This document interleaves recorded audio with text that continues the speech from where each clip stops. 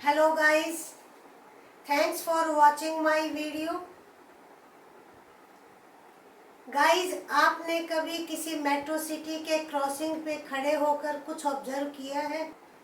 मैंने तो ऑब्जर्व किया है। सब भागते रहते हैं, एवरीबडी इज इन रश, दौड़ते रहते हैं। रोड पे जाओ, road rage, abusive language. Now what is the solution? We will find solution in MCQs from the poem Keeping Quiet, and let's see what the poet says about these problems and what does he give us solution.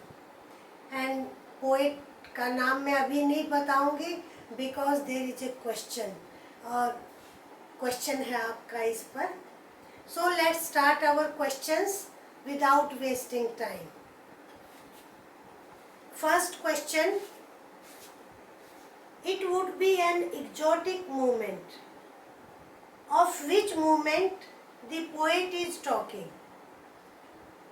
When we will stop driving engine, when we conquer our fears, when we eat delicious food, when we stop activities for some moments and maintain complete silence.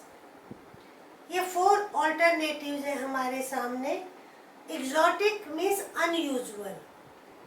वो moment हम कब experience करते हैं? क्या हम engine को drive करना छोड़ दें तब?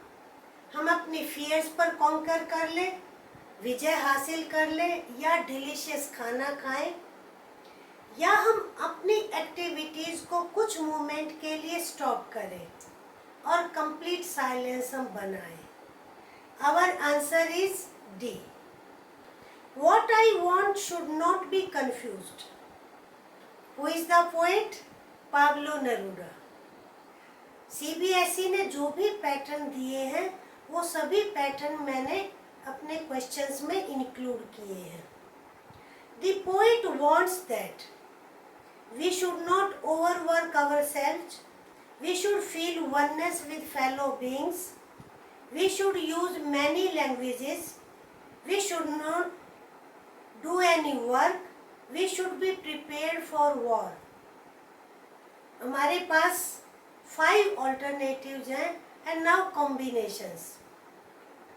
C and D, second A and C, third A and B, fourth C and E. अब पोइट क्या चाहता है? वो आपका सी डी ई में तो है नहीं. Yes, he is giving warning, but he doesn't want these things. So our answer is A and B.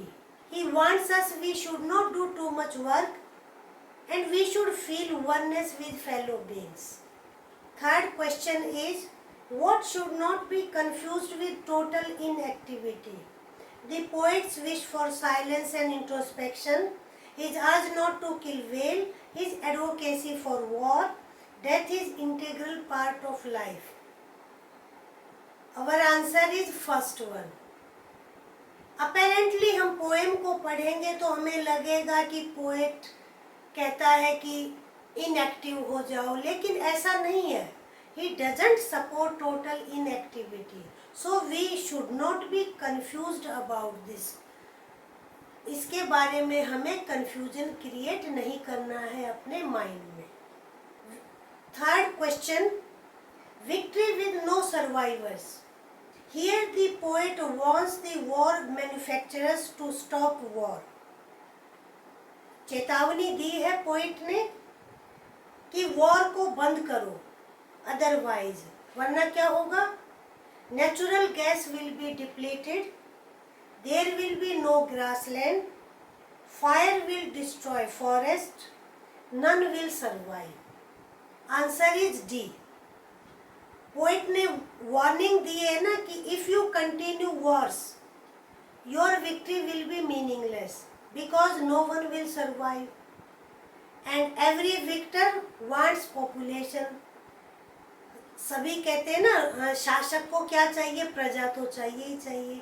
तो यहाँ पोइट की ये वार्निंग है, चेतावनी है कि तुम लड़ाइयाँ बंद करो, अदरवाइज एक दिन ऐसा आएगा कि कोई जिंदा नहीं बचेगा, फिर तुम्हारी जीत का, विक्ट्री का क्या फायदा। यहाँ पर ये मीनिंग है। Next question, I want no truck with death. The poet means to say. इस सेंटेंस में पोएट क्या कहना चाहता है? He does not want any truck. Death is caused by truck. He doesn't want total inactivity as it amounts to death. He does not want any movement. हमारा answer होगा He does not want total inactivity as it amounts to death. यहाँ poet का contention ये है कि अगर हम totally inactive हो जाएंगे तो क्या होगा? We are dead. Total inactivity is equal to death. So here be clear about it. ये पैटर्न भी आ सकता है आपके एग्जाम में। Select the option that shows cause effect relation, कि कौन सा कॉज है, कौन सा उसका इफेक्ट है। First alternative, cause our sadness, effect our failure to understand ourselves and our tendency to rush and hurry. क्या ये कॉज एंड इफेक्ट ठीक है? B, our failure to understand ourselves and our tendency to rush and hurry, इसका effect our sadness. C, too much care of hands by salt gatherer, effect injured hands. D, conflict caused by language and effect misuse of language by people. A, C, D are not correct. A में opposite का हुआ है। our sadness cause नहीं है हमारे failure का। हमारे जो फेल्योर है, हम अपने आप को नहीं समझते हैं, हमेशा हरी और रश में रहते हैं, उसका रिजल्ट ये है, उसका इफेक्ट ये है कि वी आर सैड। तो आवर आंसर इज B1। ये कॉज है और उसका इफेक्ट है our sadness. Next question, this sentence also demands our attention. If we were not so single-minded about keeping our lives moving and for once could do nothing. ये poem में है। Our question is, what would have happened? Now you see this sentence is conditional, imaginary. If का use है ना, poet ने कहा है कि अगर हम सिंगल माइंडेड नहीं होते और हर समय रश में, हरी में नहीं होते, for once could do nothing, हम थोड़ी देर के लिए अपना काम छोड़ दें, stop our work for some time, what would happen? तो क्या होगा? Life would have been monotonous. क्या life monotonous क्या होता है? Boring. क्या life monotonous हो जाती?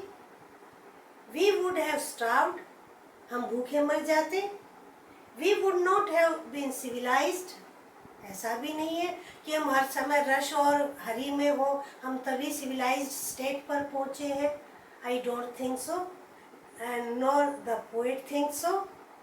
So answer is, the resultant silence might have removed our sadness. जो हमने 5th क्वेश्चन में डिस्कस किया है ना, कि अगर हम थोड़ी देर के लिए एक्टिविटीज को छोड़ दें, एक्सपीरियंस साइलेंस, वो साइलेंस हमारी सैडनेस को रिमूव करेगी। अब सैडनेस किस वजह से है? That we have discussed in 5th question. Next question, what does the poet mean to say in the sentence, life is what it is about? Life is an art, life is a privilege, life is enjoyment. All these sentences can be correct, but we have to answer in the context of our poem. Life is action and dynamism. Answer is D1। Life total inactivity नहीं है, life action है, dynamism है। Life is an ongoing process. Here Bhagavad Gita का संदेश आपको याद होगा, भगवत गीता का मैसेज क्या है? कर्म करो, do work, action is basis of our life. कर्म पर ही दुनिया आधारित है। तो यहाँ पर ये मतलब है, life is action and dynamism. Next question, in the poem the poet lays emphasis on. Poet का फोकस कहाँ पर है? Again different pattern, silence, total inactivity, live and let live, utility of war, strength of togetherness. अब देखते हैं, ए 1 2 4, क्या ये combination ठीक है? नो। सेकेंड एंड फिफ्थ भी ठीक नहीं है। C first, third and fifth means silence, third live and let live, and fifth strength of togetherness. Yes, this combination is correct one. Poet का फोकस यहाँ पर है, उसने तीनों के बारे में बात की है। Our answer is C. Last one, perhaps the earth can teach us. Last extract में कहा गया है, what does the earth teach us? पृथ्वी हमें यानी कि मदर नेचर क्या सिखाती है? Life is a bed of roses, there is life in apparent stillness and tranquillity, life is dead in winter, life is not worth living. A connected नहीं है poem से, सी को सोच सकते हैं, बट पोएट का ये इंटेंशन नहीं है कि टोटल डेथ इज देयर, ऐसा नहीं है। D, life is not worth living. This is not correct. Our answer is B. There is life in apparent stillness and tranquility. यानी इसका मीनिंग क्या है? जैसे विंटर में लगता है कि ट्रैंक्विलिटी है, स्टिलनेस है, एवरीथिंग इज डेड, हमें लगता है, सीम्स वर्ड को आप ध्यान रखना, इसलिए हमारा ये सी करेक्ट नहीं हो सकता है। But life is there. In spring season, life takes birth again. So cycle of life never stops. तो ये यहाँ पर हमारा आंसर है। और इनडायरेक्टली पोएट क्या कहना चाहते हैं कि if we keep quiet, do introspection, we can re-energize ourselves as nature does. In winter it is still, but in spring it is re-energized. Here figure of speech used by the poet: personification, alliteration, oxymoron, rhythm. Personification, when a non-living thing is treated as person, that is personification. Alliteration, I have already told many times, repetition of sound. Oxymoron, when there are contradictory things.